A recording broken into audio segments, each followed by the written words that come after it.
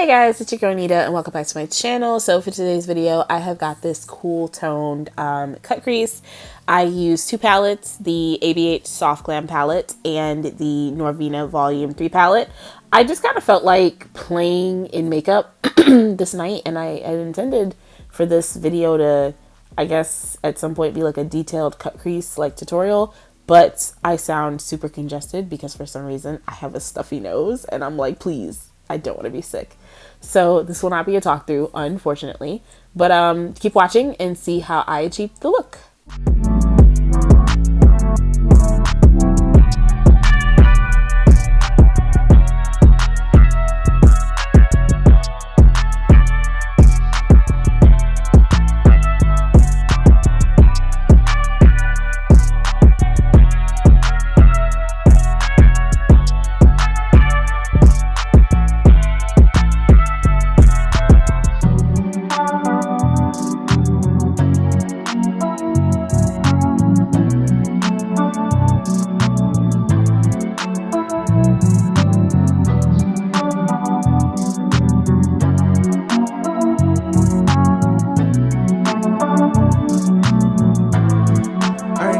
Some paper, yeah.